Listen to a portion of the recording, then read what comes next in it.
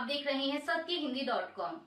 एक नजर अब तक की सुर्खियों पर। अमेरिका के राष्ट्रपति डोनाल्ड ट्रंप ने अपने social media platform truth social पर ईरान को लेकर कई पोस्ट किए हैं। उन्होंने अपने ताज़ा पोस्ट में लिखा है कि बिना शर्त सरेंडर। ट्रंप ने एक और पोस्ट में लिखा कि हमें पता है कि ईरानी सुप्रीम लीडर कहां हैं, लेकिन अभी हम उन्हें नहीं मारेंगे। हमें अच्छी तरह पता है कि तथाकथित सुप्रीम लीडर कहां छिपे हुए हैं।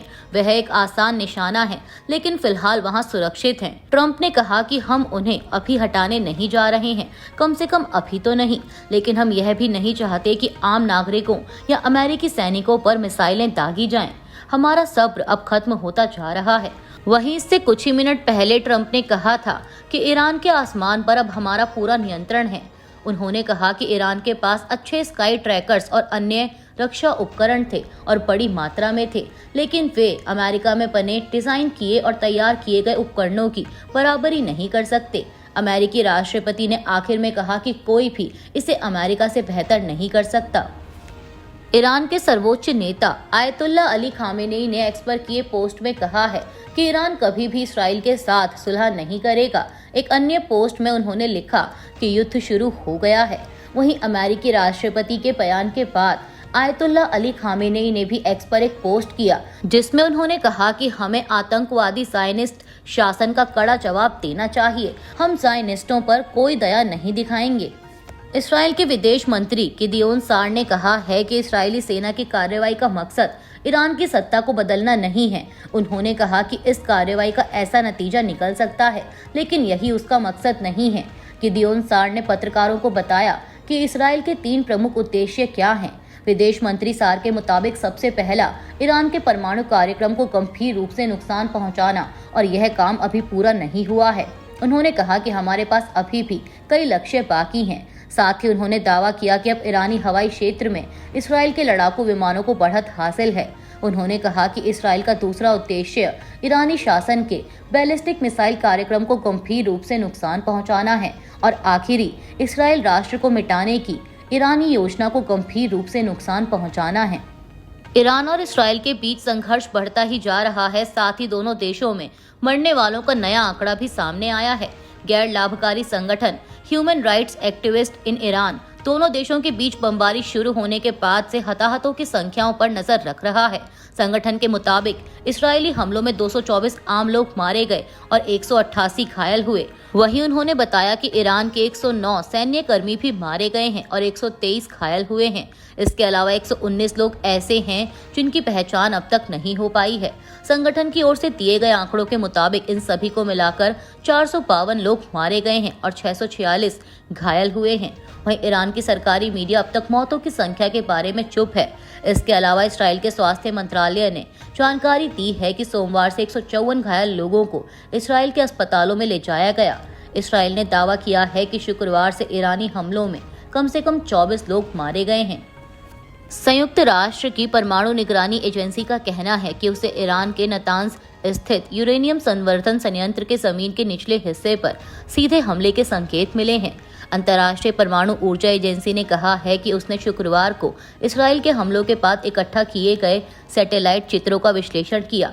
एजेंसी का कहना है कि उसने इस्फहान परमाणु साइट या जमीन के भीतर फोर्दो यूरेनियम एनरिचमेंट प्लांट में कोई बदलाव नहीं देखा है। वहीं इससे पहले सोमवार को इसराइल ने कहा था कि उसने ईरान को परमाणु हथियार विकसित करने से रोकने के लिए उस ठिकाने पर हमला किया और 9 ईरानी परमाणु वैज्ञानिकों को मार दिया। इसराइल के भारत में राजदूत रुवेन अजार ने मंगलवार को कहा कि वह ईरान के परमाणु और बैलिस्टिक मिसाइल कार्यक्रमों को कमजोर करने के लिए अपनी क्षमता के अनुसार काम करना जारी रखेगा। दोनों देशों में बढ़ते तनाव के बीच यहां आयोजित एक ब्रीफिंग में उन्होंने यह भी कहा कि बेहतर होगा कि शत्रुता को रोकने के लिए कोई कूटनीतिक समाधान निकाला जा सके। राजदूत ने कहा कि इसराइल ने ईरान के परमाणु कार्यक्रम और बैलिस्टिक मिसाइल क्षमताओं को गंभीर रूप से कमजोर करने के लिए सैन्य कार्रवाई की और दावा किया कि यह उनके देश के लिए खतरा है। कनाडा के निमंत्रण पर G7 शिखर सम्मेलन में पहुंचे भारत के प्रधानमंत्री नरेंद्र मोदी ने कनाडाई पीएम मार्क कार्नी से मुलाकात की। इस मुलाकात के बारे में जानकारी देते हुए पीएम मोदी ने एक्स पर पोस्ट किया, प्रधानमंत्री मार्क कार्नी के साथ शानदार बैठक हुई। G7 शिखर सम्मेलन की सफल मेजबानी के लिए उन्हें और कनाडा सरकार को बधाई दी। भारत और कनाडा लोकतंत्र, स्वतंत्रता और कानून के शासन में दृढ़ विश्वास से जुड़े हुए हैं। प्रधानमंत्री कार्नी और मैं भारत और कनाडा मैत्री को गति देने के लिए मिलकर काम करने के लिए तैयार हैं। व्यापार, ऊर्जा, अंतरिक्ष, स्वच्छ ऊर्जा, खनिज, उर्वरक और अन्य क्षेत्र इस संबंध में अपार संभावनाएं देते हैं। कनाडा के प्रधानमंत्री मार्क कार्नी ने G7 शिखर सम्मेलन में प्रेस कॉन्फ्रेंस के दौरान प्रधानमंत्री नरेंद्र मोदी की G7 शिखर सम्मेलन में भागीदारी को स्वाभाविक और सुसंगत बताया और कहा कि वे दोनों देशों के बीच संबंधों को फिर से बनाने के लिए प्रतिबद्ध हैं। उन्होंने कहा कि प्रधानमंत्री मोदी ने 2018 से हर G7 में भाग लिया है। यह भारतीय अर्थव्यवस्था के आकार, भारतीय प्रौद्योगिकी की गतिशीलता, G20 के साथ भारत की नेतृत्वकारी स्थिति को दर्शाता है। इसलिए G7 के अध्यक्ष के रूप में उस संदर्भ में प्रधानमंत्री मोदी की मेजबानी पूरी तरह से स्वाभाविक और सुसंगत है। मुझे पूरी उम्मीद है कि अगले साल फ्रांस में होने वाले G7 शिखर सम्मेलन में प्रधानमंत्री मोदी की उपस्थिति होगी।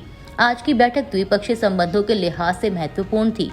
यह विचारों के आदान प्रदान के लिए आधारभूत, आवश्यक आपसी सम्मान, संप्रभुता, विश्वास के आधार पर संबंधों को फिर से बनाने के लिए आवश्यक नींव प्रदान करने के लिए एक समझौता था।